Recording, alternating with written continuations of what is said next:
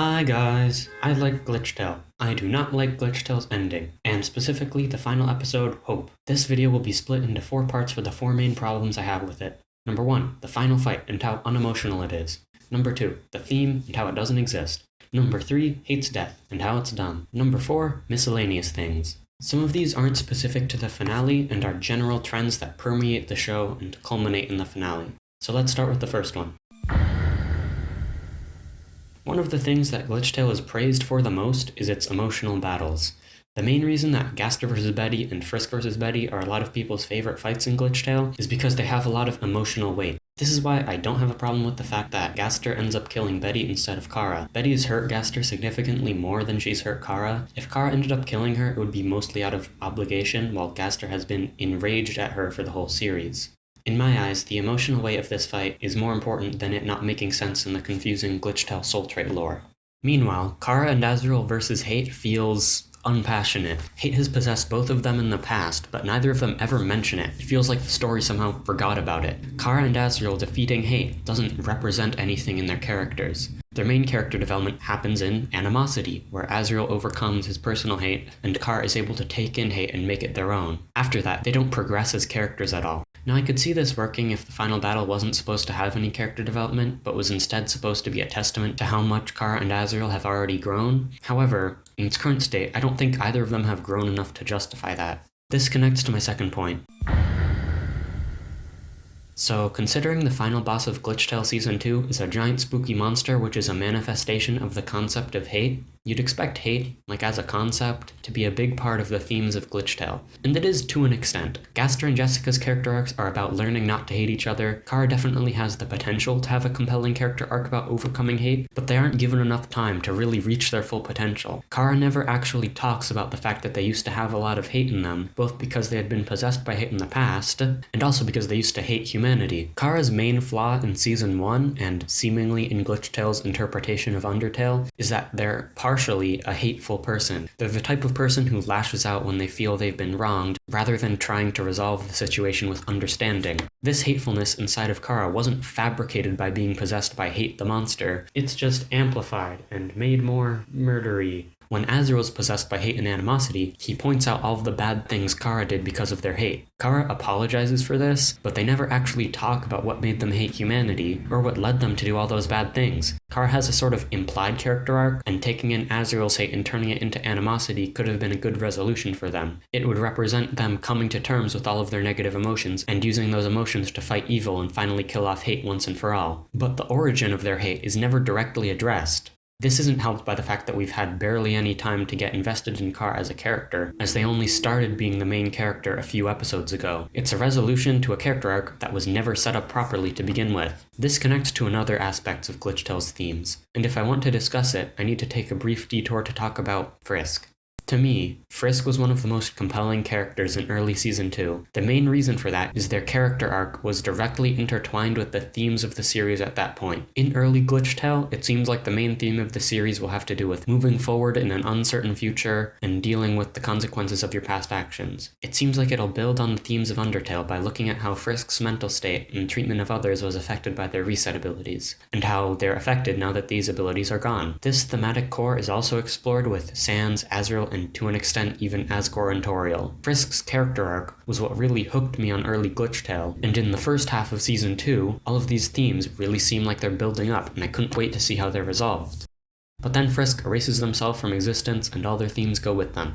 This is maybe one of the strangest writing decisions I've ever encountered in my life. Not entirely in a bad way though. In a vacuum, I honestly love the scene where Frisk erases themselves. I think it's well written and makes sense from a character perspective, as in, it seems like something that Glitchtale's Frisk would do in that situation. However, it kind of halts all the thematic momentum the story had going at that point. Frisk's answer to the question of how they will deal with the consequences of their past resets is to erase themselves and let somebody else deal with it. I might have been more okay with this if afterwards Kara offered a better solution, but they don't. These themes are barely explored with Azrael, which is weird considering Azrael used to have reset powers just like Frisk, and Sans is too busy being in a coma and dying to really carry any thematic weight. I don't think Kara is a character who is perfectly built to explore Frisk's themes. That's Frisk.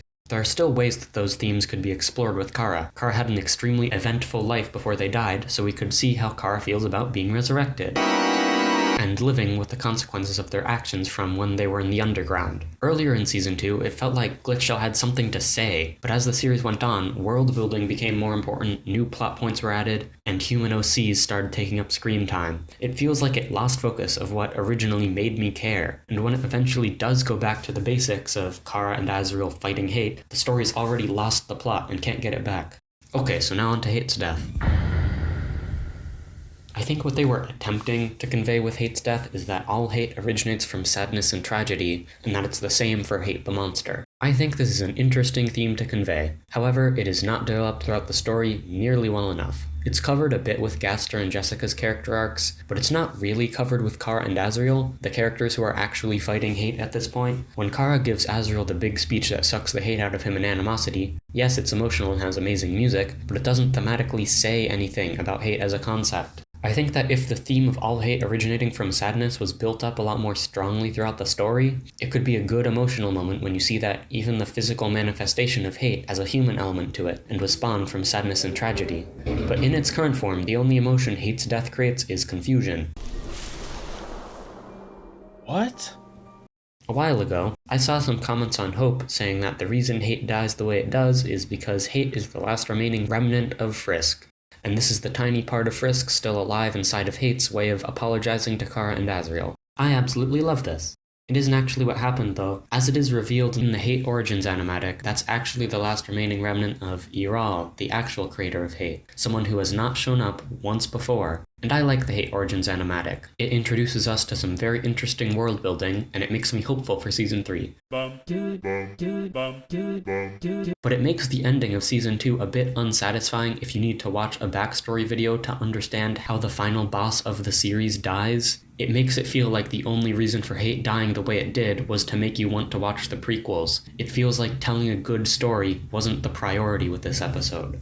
This next thing isn't anything Hope did wrong, it's just a random idea I have for a scene in the final fight against Hate, which I think would be cool. The idea is this. Kara is cornered by Hate while Azriel is taking Papyrus away, and rather than just saying, "my turn," and immediately doing well, Hate's beating the living breaks off of them and it looks like Kara's at death's door. Then at the last moment, everything freezes and we see inside of Kara's thoughts. They think to themselves, "So, this is the end. I guess Azriel will take it from here.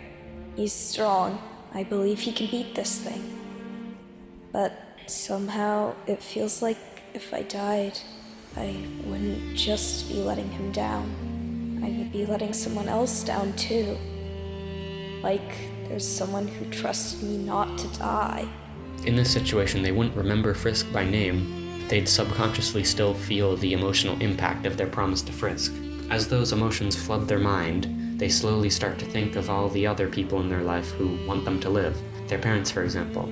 They continue thinking, "My whole life, I've been afraid of the future and left it up to others. But in this moment, I want to live." And then they really start fighting back hard against Hate, maybe incorporating some of Frisk's moves. And they beat Hate's second phase, and it continues on like it did in the original. I hope that the monologue isn't too cheesy. I'm not very good at writing, I think. But still, I think this could be a cool moment because it would give us a clear picture of the emotional reason that Kara wants to kill Hate, aside from just to save the world. It would also tie into the end of the episode where they talk about how they finally have hope for the future. This shouldn't be too much of a hot take. Hate's final form is really lame. Hate starts off looking honestly pretty scary at the beginning of Hope, but for its final form it transforms into a nondescript stick figure with a big sword. Though it's understandable to want to simplify Hate's design so animating the final fight isn't super time consuming, I don't like the design they landed on at all. Another thing that's lame is Azriel's transformation. I think the technical explanation for Azriel's soul being able to reform is that in Glitchtale lore, determination is the perfect balance of the 6 other soul traits, and Azriel's soul has the same amount of the 6 other soul traits in it, so he should be able to refuse to die just like Frisk did. However, this is not explained in the series nearly well enough. For viewers that don't read wiki articles for fun, it just feels like an ass pull. Even a few simple lines could make this feel a lot less like an ass pull. There's also the fact that Azriel transforming doesn't mean anything emotionally or thematically. Azriel has gone through a lot over the course of Glitchtale. There's nothing that makes this moment feel like a big character moment for Azriel. In The Last Hope, a fan reanimation of the final battle from Hope, Azriel's transformation is handled very differently, and I think it works way better. The final thing I want to bring up is the lack of mentioning dead characters. I think Sans had a very good send-off, but Alfie's isn't mentioned at all after Undyne hallucinates her for her power-up, and Jessica isn't mentioned by anybody except for Rave's mom, who disparages her. I think even just one scene in the credits of Gaster and Undyne looking at some gravestones could help a lot. Before I end the video, I want to talk about things that I actually like about the finale.